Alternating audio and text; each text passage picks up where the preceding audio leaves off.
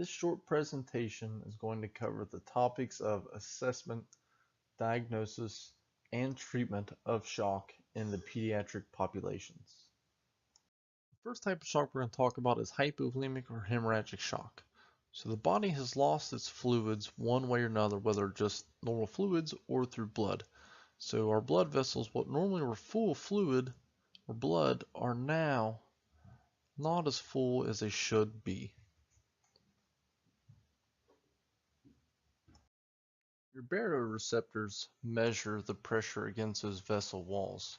So as perfusion changes and bodies start to lose volume, that pressure gauge is going to sense that decrease in pressure, and then it's going to take this vessel and then decrease it in size, causing vasoconstriction. The next type of shock we'll discuss is distributive shock. That can be caused by anaphylaxis, with the top causes of that being bees, shellfish, and nuts. Neurogenic shock, with the top causes being trauma, and sepsis, which the top cause of that is massive widespread infection.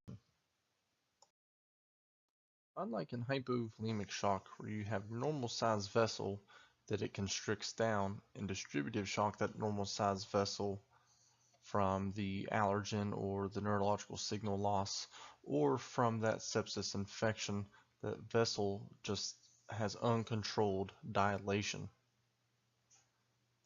Obstructive shocks caused by such things as pulmonary embolism, which disrupts that gas exchange, a tension pneumothorax, which is pressurizing of the thoracic cavity, causing the organs to displace, and a cardiac tamponade, which constricts down from that pericardial sac, reducing cardiac output.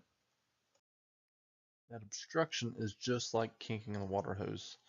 There's something that is occluding the cardiovascular system, whether that's from an emboli or tension created by that pneumothorax or the squeezing of that pericardial sac caused from a cardiac tamponade.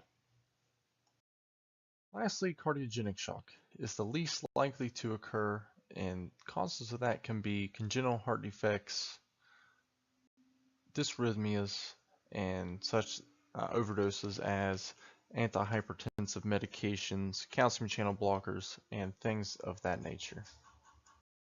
Whatever the underlying cause, whether that's a congenital heart defect, a dysrhythmia, or an overdose, something has occurred to that heart to essentially take away its pumping abilities and thus reducing the cardiac output of that heart. The most common causes of shock in the pediatric populations are vomiting and diarrhea, bleeding internally and externally, whether that's related to trauma or not, and from anaphylactic allergens such as bees, shellfish, and nuts. Cardiogenic shock is uncommon in children and is rarely diagnosed in the pre-hospital setting. The most likely cause is either congenital heart disease or cardiomyopathy from myocarditis.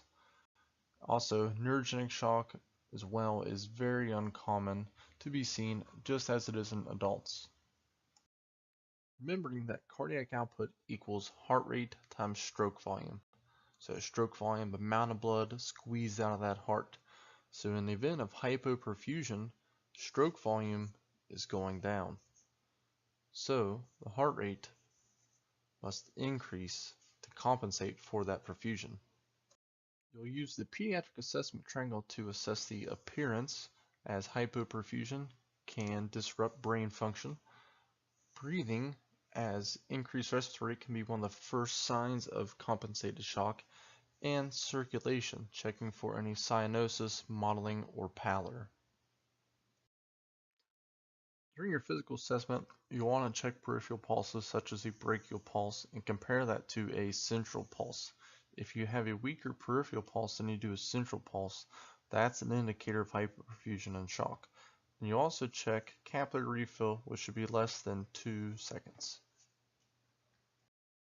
Blood pressure is not a good indicator of shock in a pediatric patient, as hypotension does not occur until the child has lost approximately 25% of their volume.